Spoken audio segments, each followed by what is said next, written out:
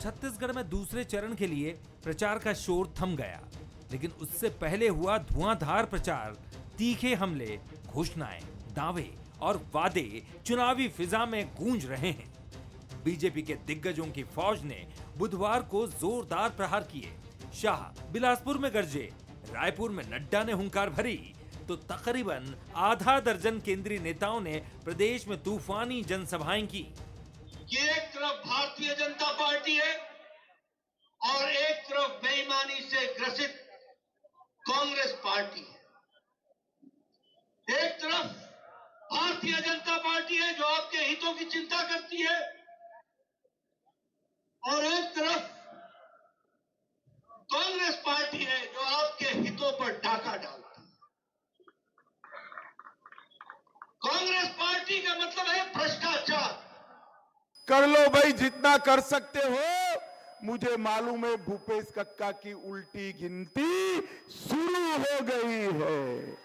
मेरे साथ बोलिए, सभी मातारी भी बोले, भूपेश कक्का की उल्टी गिनती 3 दिसंबर को ये सरकार जाने वाली है। बीजेपी के सूरमाओं ने मोर्चा संभाला तो कांग्रेस के धुरंधर भी पीछे नहीं रहे। कांग्रेस नेता राहुल गांधी ने सीएम फेस को लेकर बड़ा संकेत दिया, तो PCC chief Deepak Baij, CM Bhupesh, deputy CM Singhdeo समेत तमाम स्थानीय नेताओं ने जबरदस्त हुंकार भरी। बीजेपी की ही तरह कांग्रेस ने भी जीत के दमदार दावे किए। बघेल जी, आपको याद होगा मैंने आपसे कहा था, पहला निर्णय, चीफ मिनिस्टर का पहला सिग्नेचर किसान के कर्जा माफी की फाइल पर जाएगा। और मैं फिर से स्टेज से कह रहा हूं, आपको फिर से सिग्नेचर करना पड़ेगा, फिर से कर्जा माफ करना पड़ेगा। ऐसा है जो गारंटी की घोषणा की है, सबसे पहले राहुल जी ने किया, प्रियंका जी ने किया, मैंने खुद भी कहा कि किसानों की ऋण माफी होगा। लोगों को भरोसा है ना, उसके कहने नहीं कहने से कुछ फर्क पड़ने वाला नहीं है। भाजपा के नेताओं से जनता विश्वास करती नहीं करती ये महत्वपूर्ण है। और पूरे प्रदेश की जनता कांग्रेस पे भरोसा कर रहे हैं, भूपेश पे भरोसा। लेकिन अब की बार तो 75 पार है। न प्रथम चरण के चुनाव में वो कहीं टिके हैं, न दूसरे चरण के चुनाव में टिकेंगे। चुनाव से ऐन पहले हुई घोषणाओं का क्या इम्पैक्ट होगा और मतदान से पहले हुई आखिरी ललकार किसके लिए फायदेमंद साबित होने वाली है, इसका जवाब जानने के लिए हमको 3 दिसंबर का इंतजार करना होगा। गौरव शुक्ला, बंसल न्यूज, रायपुर। नमस्कार, मैं हूं रितु सिंह और हमारा आज का मुद्दा है अंतिम ललकार। छत्तीसगढ़ चुनाव में प्रचार का शोर थम चुका है। 17 नवंबर को जनता एक बार फिर से प्रदेश की किस्मत ईवीएम में लॉक करेगी और इसके साथ ही आखिरी ललकार के बाद किसके वादे, दावे, घोषणाएं और मुद्दे चुनाव में रंग लाने वाले हैं, किसकी मेहनत पर जनता मुहर लगाने वाली है। आज के इस डिबेट में हम ये भी समझने की कोशिश करेंगे कि वो कौन से मुद्दे रहे जो इस चुनाव को पलटने का मादा रखते हैं, और इसी पर चर्चा करेंगे। 3 मेहमान हमारे साथ जुड़ रहे हैं। गंगेश द्विवेदी जी जुड़ रहे हैं, वरिष्ठ पत्रकार हैं। छत्तीसगढ़ बीजेपी प्रवक्ता श्रीचंद्र सुंदरानी जी हैं और छत्तीसगढ़ कांग्रेस प्रवक्ता रवि ग्वालानी जी हैं। आप तीनों का ही स्वागत है बंसल न्यूज पर। और गंगेश जी, सबसे पहले टिप्पणी आपकी, कैसे देखते हैं इस मुकाबले को? तमाम मुद्दे सुनाई दिए, आरोप प्रत्यारोप भी हुआ, कितना रोचक ये मुकाबला होता हुआ नजर आ रहा है? देखिए, मुझे लगता है जो पिछले 10-12 दिन से लगातार प्रचार हो रहा है, कांग्रेस के भी स्टार प्रचारक आ रहे हैं, भाजपा के भी स्टार प्रचारक, खुद प्रधानमंत्री और गृह मंत्री अमित शाह जी लगातार छत्तीसगढ़ में दौरा करके सबका टारगेट भूपेश बघेल मुझे एक तरह से दिखाई देता है।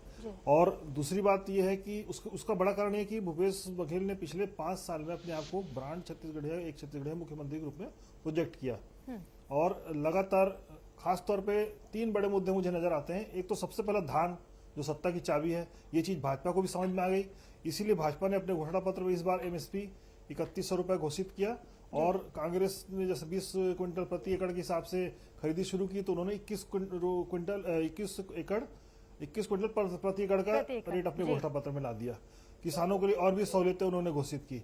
इसके बाद दूसरा सबसे बड़ा मुद्दा हमारा छत्तीसगढ़ में ये नजर आता है कि आधी से अधिक आबादी महिलाओं की, छत्तीसगढ़ में अभी जो अंतिम प्रकाशन हुआ मतदाता सूची का, उसमें महिलाओं की आबादी 57 सीटों में आधी से अधिक है, पर पुरुषों से ज्यादा है।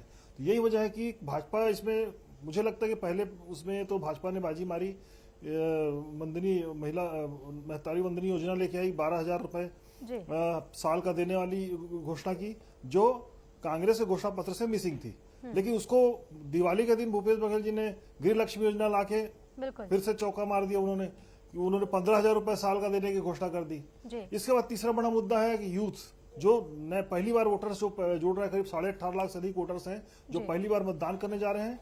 उसके अलावा यंग वोटर्स को देखेंगे आप तो उनकी संख्या 40 लाख के आसपास जाती है। उसको लेकर भाजपा ने जबरदस्त कैंपेन चलाया भ्रष्टाचार का।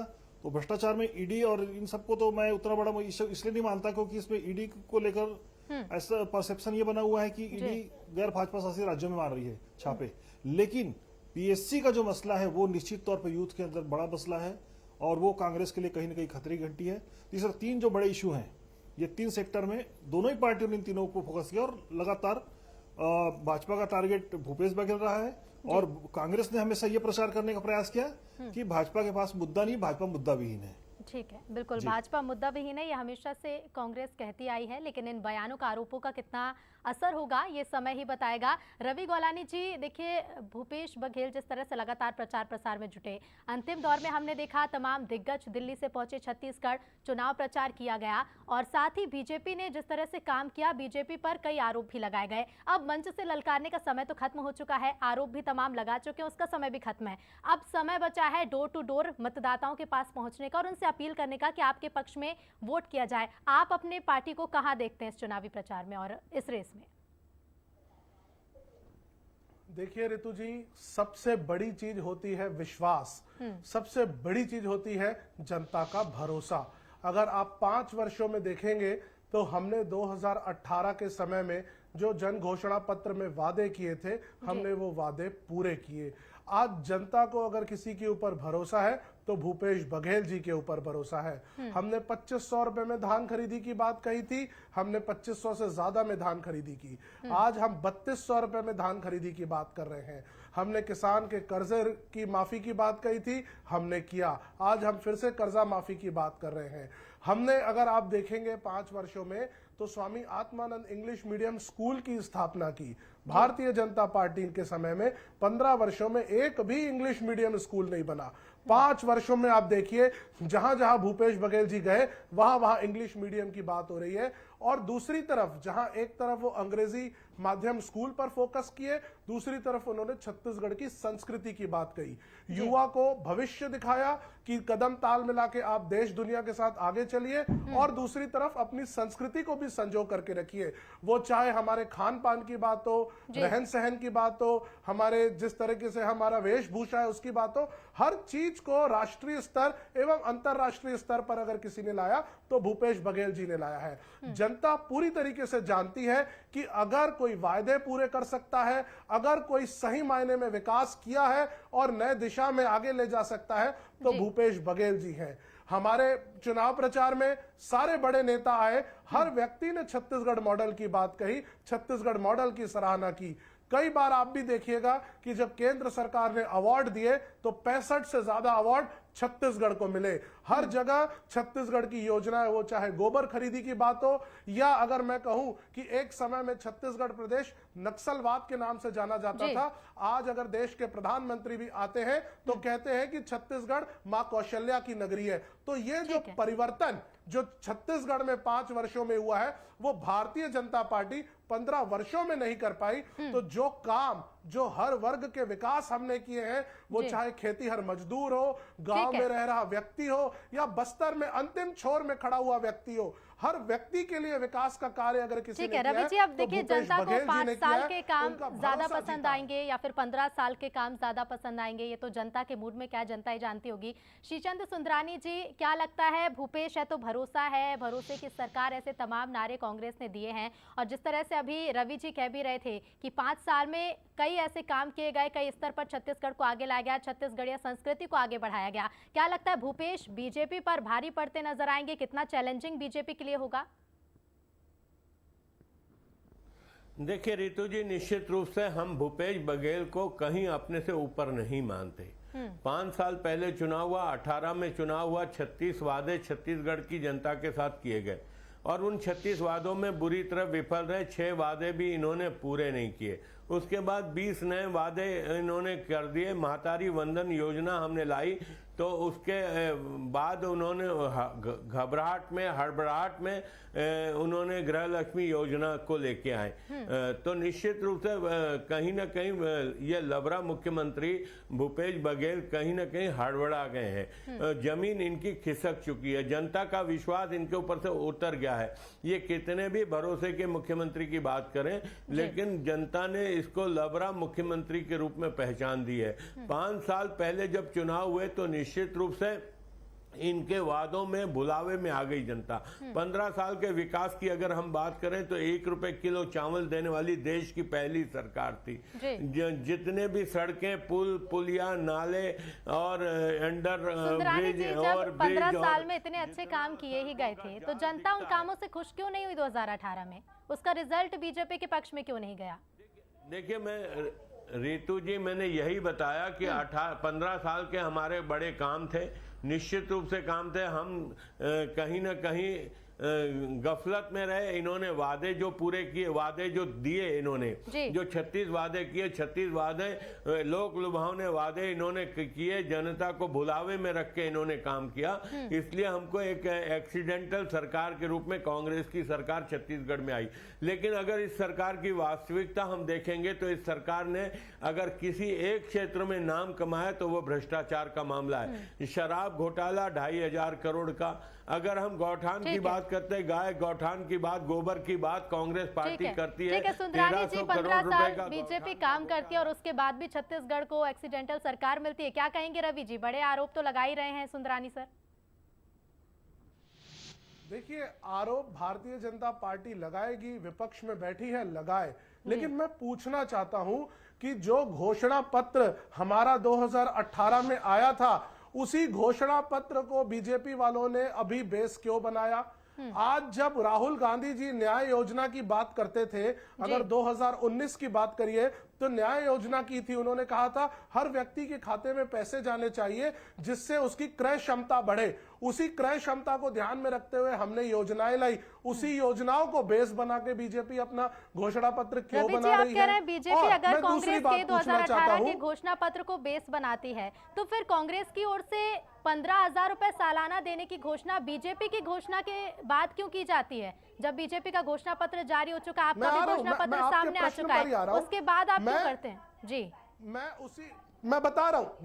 देखिए मैं आपको बता रहा हूं, आज मुझे इस बात को कहते हुए बड़ा गर्व हो रहा है। आज आप मुझे यह बताइए रितु जी, हमारे देश में जहां जहां बीजेपी की सरकार है, या दुनिया में उठा लीजिए, कई देशों को उठा लीजिए, ऐसी कौन सी जगह है जहां केजी से पीजी, किंडरगार्टन से पोस्ट ग्रेजुएट तक के मुफ्त शिक्षा की बात है? इस बीड़ा उठाने का काम अगर किसी ने लिया है तो भूपेश बघेल जी ने लिया है। आज इस बात की चर्चा देश दुनिया में हो रही है कि शिक्षा इसको मुफ्त करना चाहिए, शिक्षा हर व्यक्ति का अधिकार है। आज इतनी बड़ी योजना अगर कोई लेकर के आ रहा है तो कांग्रेस पार्टी लेकर के आ रही है। हमने एक एक बातें, अभी मैं बीजेपी के हमारे प्रवक्ता जी कह रहे थे कि हमने वादे पूरे नहीं किए। बड़े ही सम्मानजनक तरीके से मैं कहना चाहूंगा कि 136 वादे जो हमारे थे, 95% से ज्यादा वादे हमने पूरे किए हैं। मैं कहना चाहूंगा रितु जी, अगर कोई बच्चा 33% एग्जाम में लाता है तो पास होता है, 60% लाता है तो फर्स्ट डिवीजन में आता है, लेकिन अगर कोई बच्चा 90% से ज्यादा लाता है तो मेरिट में आता है।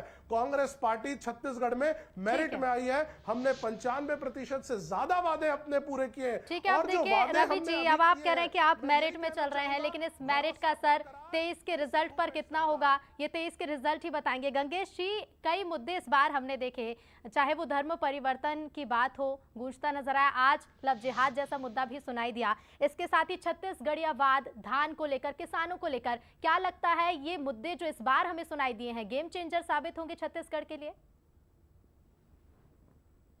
देखिए, धान तो निश्चित तौर पर सत्ता की चाबी है, इसमें कोई दो मत नहीं है। इसको लेकर दोनों पार्टियों के बीच खींचतान सबके सामने है। इसके बाद खासतौर पे धार्मिक मामला है। इसमें भी देखा जाए तो भूपेश बघेल ने कहीं ना कहीं से भाजपा से इसको छीन लिया है, धर्म का मामला। छत्तीसगढ़ को भगवान राम का ननिहाल इस्टेब्लिश करने में वो सफल हो गए। उसका उन्होंने रामायण जगह जगह आयोजन किया। तो एक तरह से राम भगवान की राजनीति या हिंदुत्व की राजनीति कांग्रेस करती थी, यहाँ पर भूपेश बघेल करते दिख रहे हैं। तो एक बड़ा इशू भाजपा के हाथ से कहीं ना कहीं खिसका है, तो इसका भी फायदा कहीं ना कहीं इनको होगा। बस एक चीज थोड़ा सा मुझे लगता है कि खासतौर पर जो बीरनपुर में घटना हुई थी वो, और कवर्धा में एक घटना हुई थी सांप्रदायिक, इसके बाद तीसरी बड़ी घटना सांप्रदायिक हुई थी क्या बोलते हैं नारायणपुर में। ये 2-3 जो सांप्रदायिक घटनाएं हैं उसमें कांग्रेस ने बराबर दूरी बना के रखी है। वीरनपुर में तो न गृह मंत्री गए न मुख्यमंत्री गए, और दोनों, एक समाज को तो कम से कम उन्होंने साहू समाज को दिया भी, मुस्लिम समाज को कुछ भी नहीं दिया उनके बारे में कोई घोषणा, जबकि उनके यहाँ से भी 2 मारे गए थे। वो दोनों ही निर्दोष, मैं तो ये मानता हूँ दोनों निर्दोष लोग ही मारे गए थे। लेकिन चूंकि हिंदुत्व का एजेंडा लेके कांग्रेस चल रही है, तो इसलिए उन्होंने अपने आप कहीं से भी मुस्लिमों को करीब बताने का प्रयास नहीं किया, नहीं तो तुरंत झट से उनको आरोप लगता कि ये फिर वापस अल्पसंख्यक की राजनीति कर रहे हैं। तो इस तरह से जो 2-3 मसले, ये जो है ये मसला जो कहीं ना कहीं थोड़ा सा माइनस मुझे लगता है होगा कांग्रेस के लिए। जी बिल्कुल। रवि जी, क्या लगता है जो मुद्दे तमाम रहे, चाहे वो बीरनपुर की घटना हो, जो बीते दिनों कांग्रेस के कार्यकाल में अलग अलग क्षेत्रों में घटनाएं घटी, जिनका जिक्र आज भी सभाओं में बीजेपी की ओर से किया गया है, ये मुद्दे कांग्रेस के लिए खतरा साबित हो सकते, चैलेंजिंग होंगे उन क्षेत्रों में जहां ये घटनाएं हुई हैं? जिनकी आप बात कर रहे हैं वो भारतीय जनता पार्टी के लिए मुद्दा हो सकती है, लेकिन वो हमारे लिए प्रदेश की जनता है। हम प्रदेश की जनता के हर वर्ग का ध्यान रख रहे हैं। कोई भी घटना हो, कोई भी इस तरह से चीजें हो, हमारी सरकार ने तुरंत एक्शन लिया और जो आरोपी हैं उनको हमने जेल में पकड़ा भी। लेकिन रवि जी, जनता की फिक्र आप करते हैं, वो फिक्र क्या तभी होगी जब घटना घट जाती है और उसके बाद क्या कार्रवाई होती है? घटना घटती क्यों है, इस कारण के लिए जनता की फिक्र नहीं होगी? देखिए, आप इस बात को जिस तरह से लेने की प्रयास कर रही है ना, इसको दूसरे एंगल पर भी देखिए। घटनाएं उत्तर प्रदेश में भी हो रही हैं, घटनाएं हरियाणा में भी हो रही है, घटनाएं आसाम में भी हो रही है, घटनाएं उन जगहों पे भी हो रही है जहां बीजेपी के राज्य है। मुझे रितु जी, मुझे 1 मिनट बोलने दीजिए। हमारे प्रदेश के आप आंकड़े उठाइए, हम सबसे कम दरों पर है। कोई भी घटना हो रही है, हम उस पर एक्शन ले रहे हैं, तुरंत उसको कंट्रोल कर रहे हैं। हमारा प्रशासन को जो जरूरत कदम उठाने थे हमने उठाए हैं। आप ब्रॉड वे में उनसे भी कंपेयर कर लीजिए जहां जहां बीजेपी की सरकारें हैं। उत्तर प्रदेश में क्या स्थिति है, हरियाणा में क्या स्थिति है, या अभी महाराष्ट्र में क्या स्थिति है, आप इनको भी कंपेयर कर लीजिए। आप सारे आंकड़े अगर आप कंपेयर करेंगे तो आप देखेंगे छत्तीसगढ़ सबसे कम पोजीशन पर है, सबसे बेहतर पोजीशन छत्तीसगढ़ की है। ठीक है, ठीक है। श्रीचंद सुंदरानी जी, क्या कहेंगे? छत्तीसगढ़ अच्छे स्तर पर है, ठीक से काम हो रहा है, सरकार जनता के हित में सोच रही है, और जब बात घटनाओं की आ रही है तो घटनाएं दूसरे राज्यों से कंपेयर की जा रही है, उन राज्यों से जहां बीजेपी की सरकार है। क्या ये आपके लिए चैलेंजिंग साबित होगा? और इस मुद्दे को, क्योंकि बीजेपी भी बुनाती है, आज भी जिस तरह से सभा में हमने सुना, अमित शाह ने भी बीरनपुर हिंसा का जिक्र किया। निश्चित रूप से रितु जी, घटनाएं जिस प्रकार से इस प्रदेश में हो रही है, बलात्कार की घटना है, एक बहना राखी बांधने भाई को आती है, 9 लोग सामूहिक बलात्कार करते हैं। लगातार इस प्रकार की राजधानी में घटना हुई, कलेक्ट्रेट के पास घटना हुई, बलात्कार की घटना हुई, सामूहिक बलात्कार की घटना हुई, चाकूबाजी की घटना, नशे का व्यापार, कहीं ना कहीं कोचियागिरी शराब में हो रही। शराब का काला पैसा आज कांग्रेस का एटीएम बन चुका है। कहीं ना कहीं बिगड़ती कानून व्यवस्था, असुरक्षा में महिलाएं जी रही है। भारतीय जनता पार्टी की सरकार जब थी छत्तीसगढ़ में, कहीं भी इस प्रकार के आपराधिक प्रवृत्ति होती नहीं थी। भाई रवि ग्वालानी जी मेरे बेटे के बराबर है, वो इस बात को कह रहे थे कि हम आरोपियों को पकड़ रहे हैं, गिरफ्तार कर रहे हैं। घटना हो ही क्यों? अगर घटना जिस परिवार में घटना हो जाती है, किसी का बच्चे की हत्या हो जाती है, कहीं किसी बच्ची के साथ बलात्कार हो जाता है, उसके बाद आरोपी पकड़े जाएं न पकड़े जाएं, लेकिन उस परिवार के ऊपर क्या बीतती है जिस परिवार में इस घटना होती है।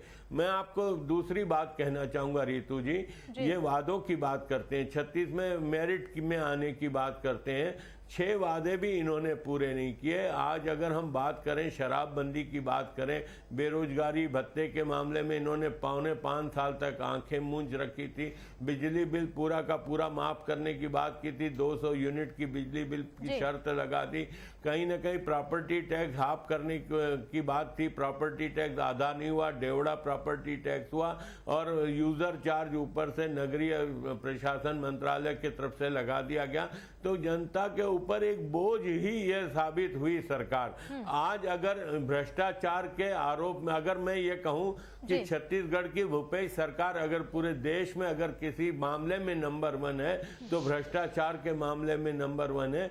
आज एक से एक आरोप इनके ऊपर, ये ईडी की बात करते हैं, ये इनकम टैक्स की बात करते हैं, एक भी ईडी का रेड कभी विफल हुआ क्या? इनके आईपीएस अधिकारी जेल के शिकंजों में, इनके कांग्रेस के नेता जेल के शिकंजों में, कहीं ना कहीं इनके ऊपर प्रमाणित आरोप लग रहे हैं। उसके बाद भी ये अगर ये कहते हैं कि हम भ्रष्टाचार के आरोप, भ्रष्टाचार के वो आरोप जो लगातार पूरे चुनावी सभाओं में बीजेपी की ओर से गूंजते रहे, और एक बार फिर से आज फिर इस विषय पर मुझे दीजिए जी रितु जी, जी एक मिनट मुझे दीजिएगा।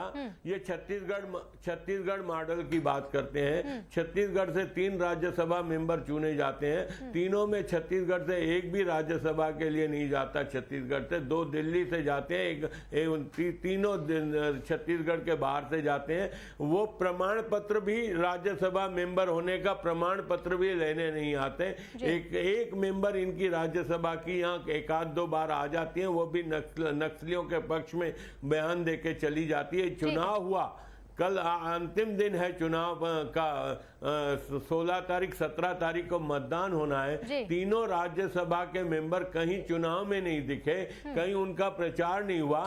ये इनका छत्तीसगढ़िया मॉडल है, कोई छत्तीसगढ़ में इनको मिला नहीं। दूसरी बात मैं आपको कहूंगा, रवि जी भी काफी देर से इंतजार कर रहे हैं। रवि जी अपनी बात रखिएगा और भ्रष्टाचार को लेकर भी अपना पक्ष रखिएगा। भ्रष्टाचार बीजेपी की ओर से लगातार मुद्दा भ्रष्टाचार को बनाती आई है, और आज फिर से सुंदरानी जी भ्रष्टाचार का मुद्दा उठा रहे हैं।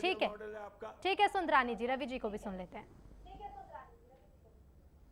देखिए रितु जी, मैं बड़े ही सम्मानजनक तरीके से कहना चाहूंगा, श्रीचंद सुंदरानी जी ने बात कही यूजर चार्ज की।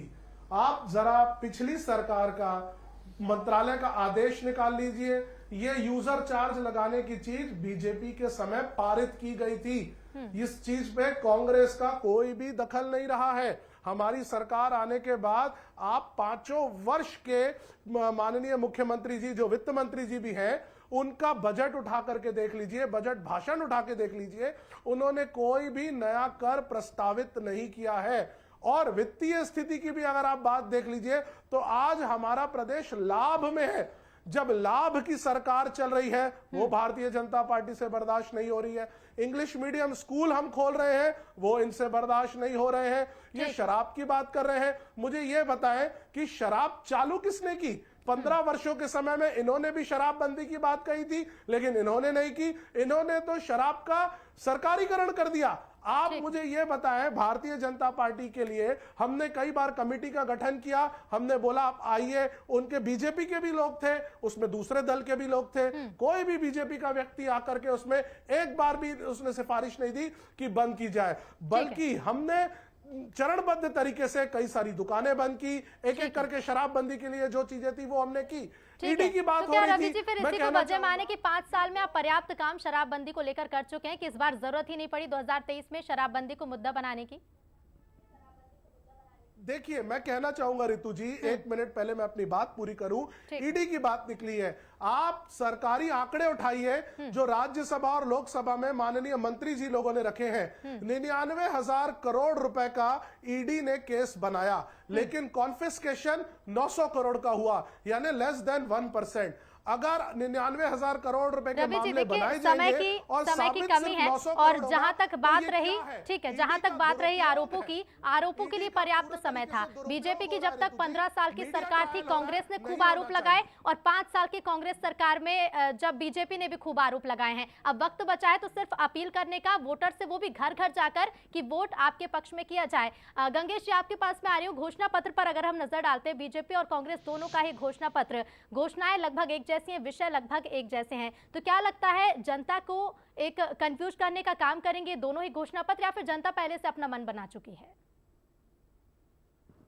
नहीं, निश्चित तौर पर देखिए, जिस तरह की रेस, मैं तो इसको रेस कहूंगा, पिछले 10-12 दिन में घोषणाओं को लेकर जो रेस है, उस रेस को लेकर निश्चित तौर पर जनता के बीच कहीं न कहीं कंफ्यूजन भी क्रिएट हुआ है, इसमें कोई दो मत नहीं है। लेकिन कुछ मसलों में जनता अपनी राय पहले से कायम करती है और बहुत सारे तत्कालिक मुद्दे उसमें असर नहीं डालते हैं। तो जनता के मन में क्या है, ये तो हम चुनाव के परिणाम के बाद ही समझ में आएगा। लेकिन यह है कि ये रेस जरूर ये रही कि मतदाता का रुझान अपनी तरफ कैसे किया जाए, और ये रेस बताती है कि मामला बहुत कांटे के टक्कर का है। दोनों ही पार्टियों ने जमकर एक दूसरे पर प्रहार किया है, जमकर अपनी योजनाओं को, अपने अपने हिस्से के कार्यकाल की योजनाओं को प्रचार प्रसार किया है। तो ये एक तरह से लोकतंत्र के हिसाब से मुझे लगता है कि बहुत अच्छी पोजीशन है, और ऐसा होना चाहिए जिस तरह से दोनों पार्टियों ने प्रचार प्रसार अपने किए हैं। बिल्कुल, प्रचार प्रसार किया, और चाहे हम कहें कि होड़ की बात कह लीजिए गंगेश जी, कि घोषणा जब बीजेपी किसी विषय पर कर देती है, कांग्रेस की ओर से भी घोषणा की जाती है, और कांग्रेस अगर पहले से गारंटी दे चुकी है तो उस विषय को बीजेपी भी अपने घोषणा पत्र में शामिल करती है। और जनता अब कहाँ अपना फायदा देखती है और जनता कहाँ मन बना चुकी है, ये तो 17 नवंबर को कैद होगा फैसला, और 3 दिसंबर को नतीजे आएंगे। फिलहाल आप तीनों का ही शुक्रिया हमसे जुड़ने के लिए और इस चर्चा में भाग लेने के लिए। तो जो आज चुनावी शोर था, थम चुका है। शाम 5 बजे से चुनावी प्रचार का शोर, मंच से जितनी भी घोषणाएं और आरोप लगने थे लग चुके। अब वक्त है डोर टू डोर प्रचार का, और अब वक्त है जनता की बारी का। अब जनता किसे चुनती है ये वक्त ही बताएगा। चलिए इसी के साथ आज का मुद्दा में फिलहाल इतना ही। देखते रहिए बंसल न्यूज। नमस्कार।